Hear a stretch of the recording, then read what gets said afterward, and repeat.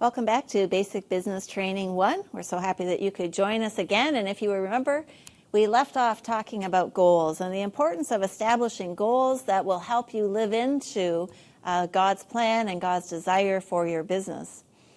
In this session, we will also be talking about cultural worldview and biblical worldview and how to understand how to celebrate things in our culture as well as keep things also very tied into how God views the world and how we carry that through our business. So let's get back to goals. And just to remind you, we have been talking about wanting goals according to what we call the quadruple bottom line.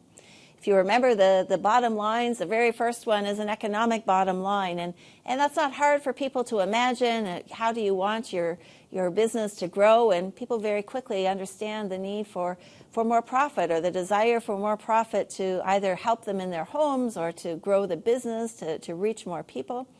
But we also want to have an environmental bottom line, and this comes out of Genesis 2:15, where we are called to work and to care for the environment. And we're reminded of the challenges of our environment. And we talked about plastic last time, but we also want to remember that there are so many challenges as it relates to our soil and how we are caring for our soil. And the overuse of it creates a depletion of the things that are important for us to have to be able to grow healthy crops. We also know that there's a lot of deforestation going on, and sometimes we are using coal to start our fires and to cook with, and that is depleting the forest and causing other challenges in our environments as well. And so what is God calling you to do as it relates to creation care? The third one that we talked about was a social bottom line, and that relates to the Great Commandment. Who is God calling us to love in our place of business, whether it's our employees or our customers, and what does that look like, or the community that we are in? And lastly, of course, the Great Commission. We are called to be a disciple. We are called to make disciples in our workplace, in every space. Being a disciple is not just having a good relationship with God, although that's, of course, very important, but we now need to take that good relationship and begin to live it out and be his hands and feet in every corner of the marketplace.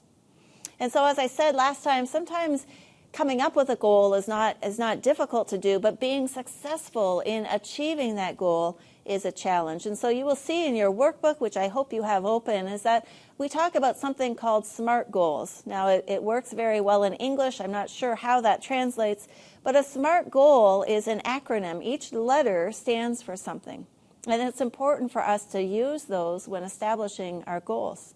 The S stands for being specific. Goals that we make need to be specific.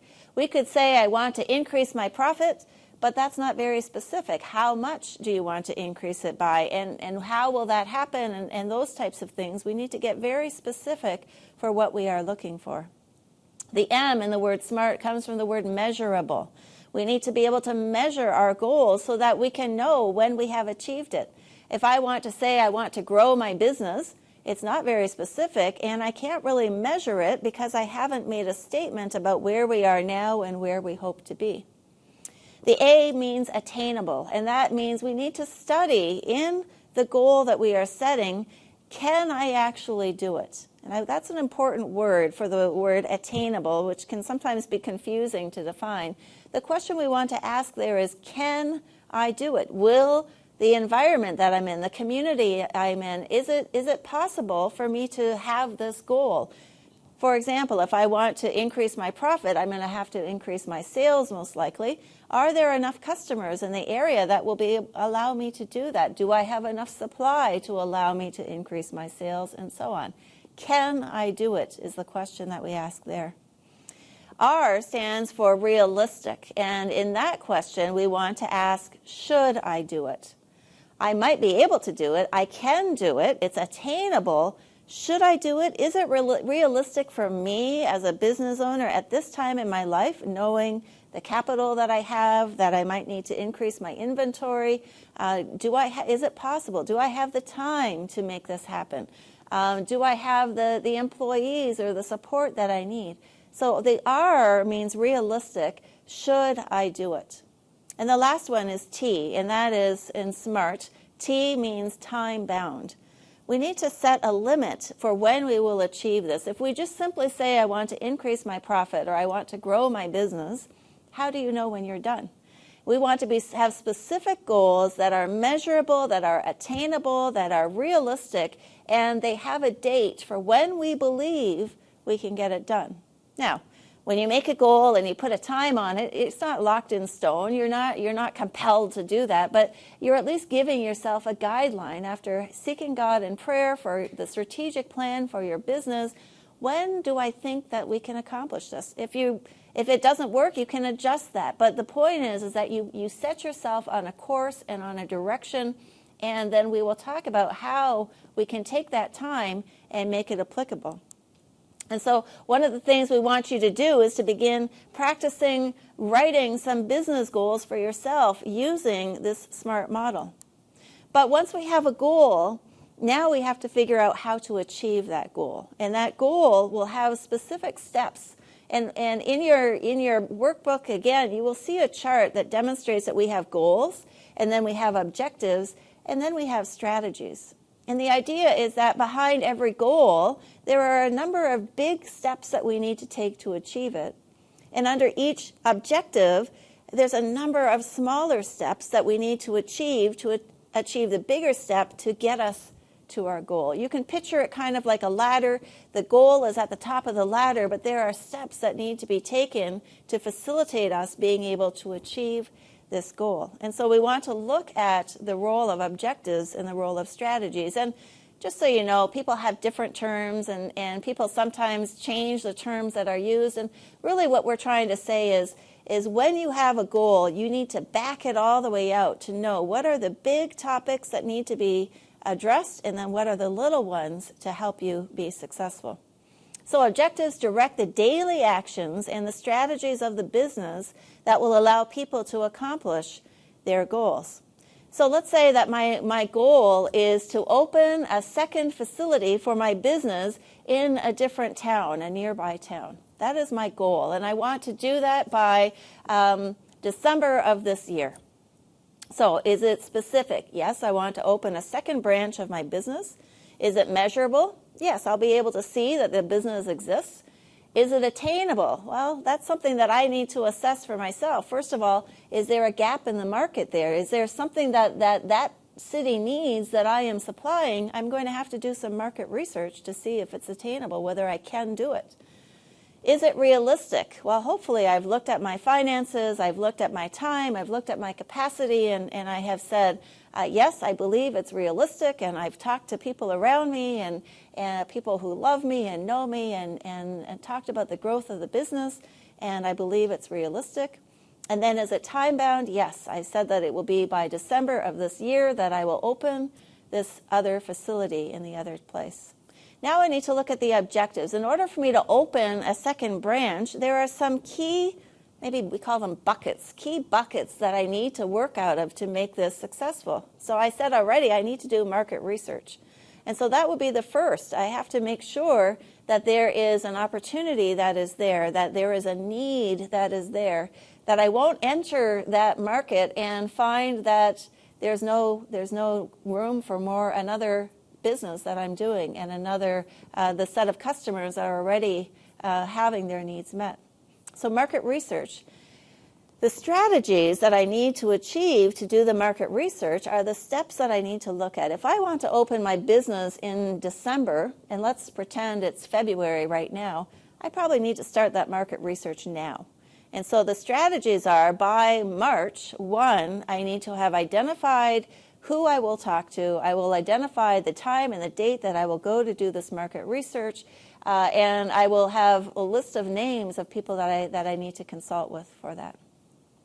Then, as that happens, part of my second strategy then is to interpret it, and I want to make sure that people in my business now also look at that data with me to decide whether or not there's a good enough reason that will justify us going there. A second objective is once I've determined, yes, there's a need for that, then I need to identify a specific area, a place where I can have my second branch. And I will probably have to talk to somebody who knows that area, maybe somebody in real estate, who can help me identify a place that I can open up a branch. And it needs to be a place where there's going to be the traffic that's there for my particular business. I need to solidify that I have the funding available to be able to have a lease agreement for that place, and so on. Those are the strategies that are going to help me identify the actual physical place where the second branch is going to be. Another objective that I have to look at is, how am I going to get my inventory there? And do my suppliers go to that city? And you can kind of get the idea. I need to look at staffing. So there are a number of big buckets that we need to work on. And I need to say in those objectives, and then in the supporting strategies, I need to put dates there. So the market research has to happen beginning March 1. I want to be done by March 10. I then need to identify a place, probably by, well, I probably can't do it too soon because I don't want to pay on rent prior to December or on a lease, but I at least need to identify a realtor. I need to start looking at potential places. I also need to secure whatever funds that I have, and that needs to happen because sometimes lease agreements are for a year, or in some countries 3 years that you have to pay in advance, and so on and so forth. But the idea is that if I have a goal that's to be done by December, probably I need to start yesterday. And I need to have all the dates and tools in place so that I know and my steps are being guided. And that's what's so critically important in goals, is it's great to have a big goal, but we need to make it a SMART goal, and then we need to back it up with all those supporting steps so that it can be achieved. Maybe you're a big picture person and you don't necessarily think about all the details. Have somebody come alongside you who can help you with that, and then also hold you accountable to make sure that you are taking those steps. That is where we will see success, when you have a specific, measurable, attainable, realistic, time-bound goal. You will usually be able to achieve that goal. Sometimes we have to modify and change as we are going through, and sometimes we're not always successful, but at least if we are backing things up and not just talking about the future, but what this means in order for me to achieve the future, what do I need to do today? That becomes very important. One of the recommendations we often make is, as you are getting to the real objective and strategy, you need to ask the question, how, 5 times. So the strategy is how to achieve the objective. If my strategy is to start a business in another town, I need to say, how is this going to happen? Well, I have to do this. How are you going to do that? How, and how. And that's an important part, to really get down into the details if details are a challenge. So again, our desire is for you to now, in your assignment for this part, is to begin writing down your goals for a quadruple bottom line and making sure that they are SMART. We would love to see at least 2 economic goals, 2 things that you believe that God is asking for you to do through this business, to expand it, to be fruitful and multiply. What is He asking you to do? An environmental goal. What is it that God is asking you to do? How can you contribute to the good of the creation?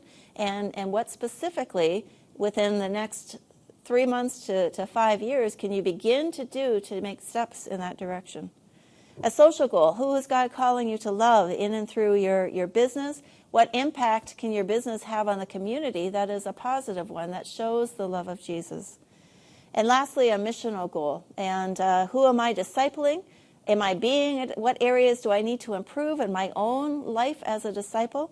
Or who should I be praying that God would provide an opportunity for me to begin discipling that person? And I want to talk about that for just a minute. Hopefully in your workbook you see before you a prayer chart. And the prayer chart we have put there to help you identify opportunities and to build relationships, to have an impact on other people's lives through prayer. We actually encourage you, and I hope you encourage each other, at this time to pray for the 5 businesses who you may find on the right-hand side of your business, the 5 on the left, and the 10 across the way, and pray for them every day for 30 days. So you're praying for 20 businesses. And we have heard amazing testimonies of this come out. As people began to do this, they were not doing it loudly. We tend to just pray for our own business, and so what they were doing was lifting their eyes from their own business to see the businesses around them. And as they began praying for those businesses, for their success, they began to see relationships form. One person told us that they had been in that community doing their market business for many years, never really developed relationships with the people around them. when they started praying for them every day, within about 3 months, they had actually developed a prayer circle. People started coming to this person saying, I know we haven't talked very much, but I was just wondering about this or that. Or one person came to the person and said, I'm having a real problem, and I don't know why, but I just feel like I need to ask you to pray for me. This person was amazed that there they had been in that community all that time, had not seen an integration of their faith and their work. They began praying, and God began to present opportunities for how they could begin to build a stronger community in that area. And so that's what we would ask you to do, and to see what God begins to do as you do that, and to see the opportunities and then share that with other people as well through prayer. So that is part of what we were asking you to do, to think about the quadruple bottom line, creating goals, and what's critically important is that you share this with at least 1 or 2 other people. And those people should be asking whether or not those goals that you have presented are SMART goals. Are they something that you will be able to achieve? And if not, how can we work together to change them? And then we also ask that you begin to pray. So hopefully that's something that you will find some joy in doing as you pray and ask God to give you wisdom and discernment for the purpose, the perspective, and the impact that He desires for your business, remembering that He is the owner and that you are the manager. We're going to change directions now a little bit to talk about worldview. And this continues to be part of the foundation of our business that we are building, a strong foundation. And what we see sometimes is that we are very, very much immersed in the culture that we are in. And there are many things in our culture that is very good. And it is pleasing to the Lord, and it celebrates our diversity and how God has made us and created us to be. But we also know in every culture in the world that there are also things that have gone off the trail of what God intended and have come to a place that we as Christians need to evaluate whether I'm doing this from a cultural worldview that contradicts or conflicts with a biblical worldview. And so we'll look at Romans 8, verses 5 through 9 for this particular session as we talk about worldview. And it says, "Those who live according to their flesh have their minds set on what the flesh desires. But those who live in accordance with the Spirit have their minds set on what the Spirit desires.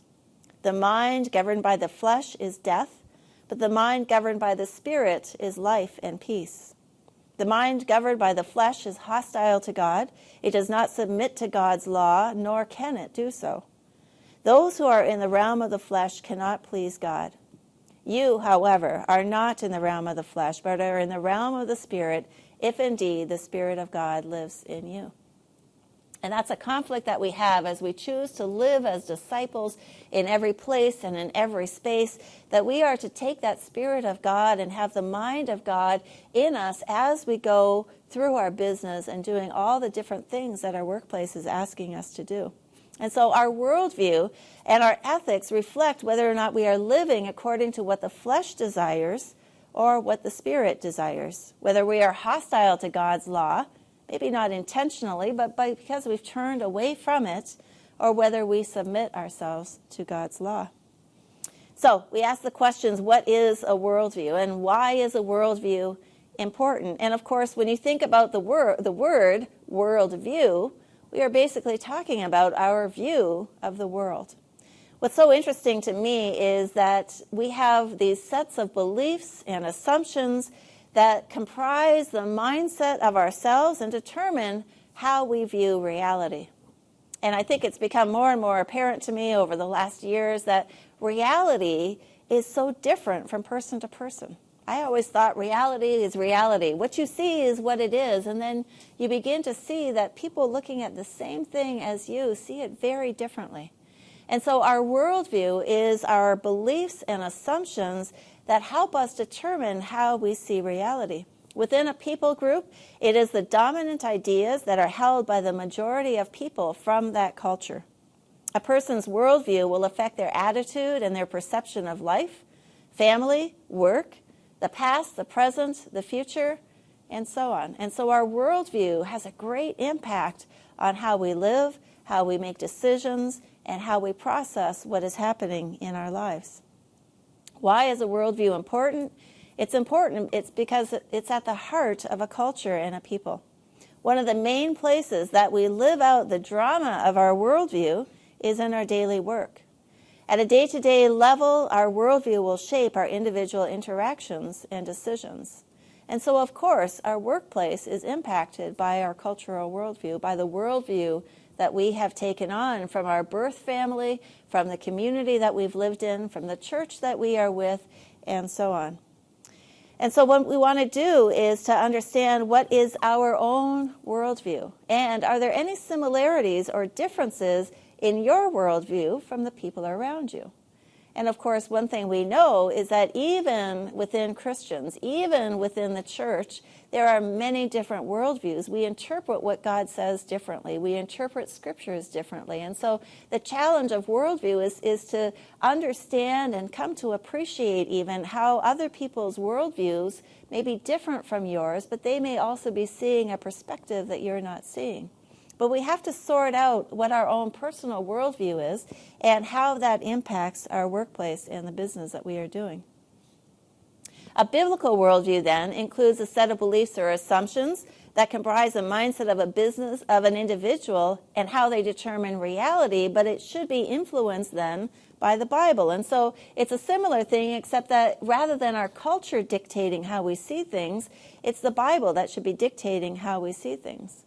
We can say that a biblical worldview is like the frame. If you think about a picture frame and you see through that picture frame, if we have a biblical worldview, that frame is the Bible, and we are looking through that frame, and it is to influence how we see things around us.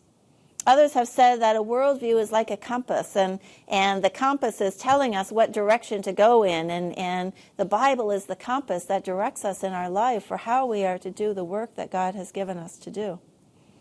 And so in your workbook, you will see an activity, and this activity is one that I have found people have great joy and delight in really assessing and looking at their cultural worldview and compare it to the biblical worldview. And so you will see a chart there that lists all different types of key ideas that we need to talk about. And it's best if this is done in your group to talk about how the culture views these particular ideas, and then whether that aligns with Scripture or whether it conflicts with Scripture.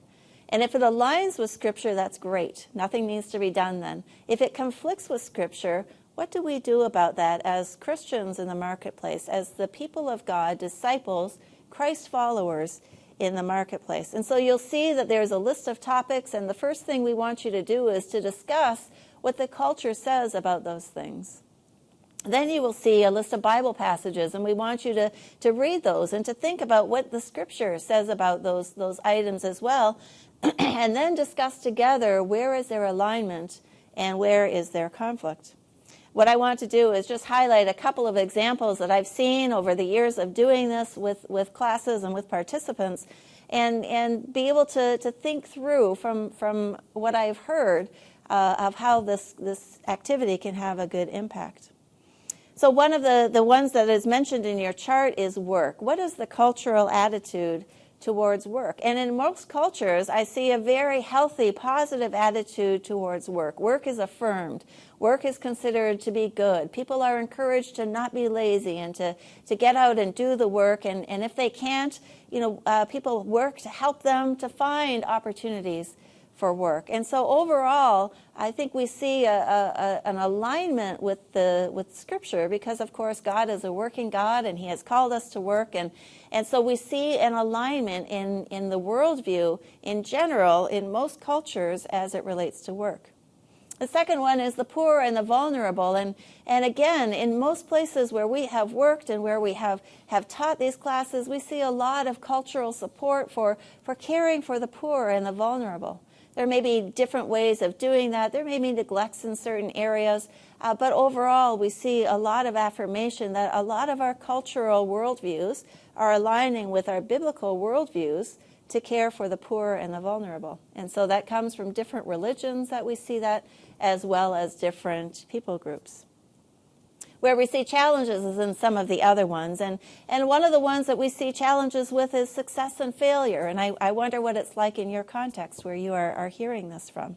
Success and failure in some of the countries where we have worked is that success is defined as coming from a blessing. Failure is coming from a curse of some sort. And what happens is when we see our business success or our business failure as coming from the supernatural in some way, it makes us vulnerable to feeling like we are victims, like we are not in control of our own success and failure. That if I failed, it was because somebody else did this, or if I succeeded, it was because I had enough faith. And one of the things that we want to look at is, does that really align with Scripture? And what we see over and over in Scripture is that we are called to work, and we are called to be the hands and the feet of Jesus, and we are called to be the solution for the challenges on earth because God has made us in His image and has equipped us to do this work. And so that's an area where we have to examine for ourselves, how does this enter into my business? How much do I take responsibility for our own success and failure? How much am I willing to look in the mirror to see where it is that I have done things that have caused this business to go down? Where have I not been attentive, as opposed to looking only to ancestors or to spirits to help provide us with what we need to move forward? Another challenge is that one that I've seen in my own country, and that is how we view freedom. And sometimes we have a desire in North America for freedom such that it impedes the freedom of other people because we so demand our own rights. And so that can become a challenge because the Bible has said that we are to care for other people and we are to support and love other people. And so as an individual, my rights should not come above the community, the love of community and loving our neighbor. And so that's a conflict that we can see with the biblical worldview, the cultural worldview and the biblical worldview conflicting. And so I hope that you will be able to take this opportunity to look at these different topics for yourself and to have good, honest conversations about what does this mean when I'm doing my business and what does this mean in my own setting. We've had so much fun talking about some of these things as people have shared and laughed even about some of the things that they do. I remember somebody saying that, we are not able to travel with a pumpkin in the trunk of our car without slashing it, otherwise we'll get a flat tire. So there are things that we do. In North America, when somebody sneezes, we say, God bless you. And it was because at one point in time, we believed that when we sneezed, an evil spirit was able to enter. And so we quickly say, God bless you, so that evil spirit won't enter in. And so there are things that our culture does, and it's things that we carry on. And those are things that we do, but we also need to look very closely and very seriously at our worldview and how it impacts the way we do work, the way we treat people, and the way we can do our business. Large portions of the church have also moved away from the biblical worldview as it relates to wealth and stewardship. They have moved towards a prosperity gospel which relies on the miracles of God rather than people of God being the miracles themselves. The DML worldview, or the Discipling Marketplace Leaders worldview regarding wealth and poverty, looks like the chart that you will see in your book. And one of the things that we want to say is that there are some cultural worldviews that value wealth, that wealth is a symbol of accomplishment and of blessing. Other worldviews, cultural worldviews, value poverty, that poverty is being not of the world or in the world. It means that we have a humility and a closeness to God. But we believe is that we need to have a worldview, a biblical worldview of stewardship in all things. And that means that if our cultural value is poverty, we see possessions as evil. If our cultural worldview says that wealth is very important, then we see possessions as my right. But if we value stewardship from a biblical perspective, we see possessions as a responsibility. If I value poverty, I work only to meet basic needs. If I value wealth, I work to become rich. If I value stewardship, I work to serve Christ. God has equipped me and He has called me to work. If I value poverty, godly people are poor people because they are humble, they are close to the earth. If I value wealth, godly people are wealthy people. But if I value stewardship, godly people are faithful people. That has nothing to do with the amount of money we have. It has to do with what is in our hearts. If I value poverty, ungodly people are wealthy people. They are selfish, they are consumptive, they think only about themselves. If I value wealth, ungodly people are poor people. They must have some sin in their life, otherwise God would be blessing them. They are poor because there is sin that they have not prayed through and confessed. But if I value stewardship, ungodly people, it has nothing to do with their economic status. It has to do with the faithfulness or the unfaithfulness in their heart. And so in stewardship, ungodly people are unfaithful people. If I value poverty, I give because I must. I don't like money. I don't want to have money. It's not anything I want to deal with. If I value wealth, I give in order to get. I give as a manipulation to say, God, I gave this to you, now you must give this to me. But if I value stewardship, I give because I love God. And we have been given so much, and we have the opportunity to give back. So as we come to the end of this session, our challenge is for you to look at your own worldview. What is true and what is false about it according to the Bible? What have you learned from the activity that you are hopefully going to do at the close of the session as you look at your own cultural worldview in your own place in this world? Have any parts of your worldview stood out as different from the biblical worldview? And if so, what are they? And what can you do about those? And then lastly, I hope that you will be able to identify an area that you can grow even deeper and closer in a biblical worldview so that your life can be a whole life discipleship that is holistic in every area. Thank you so much for your time, and we look forward to seeing you again next time. God bless you.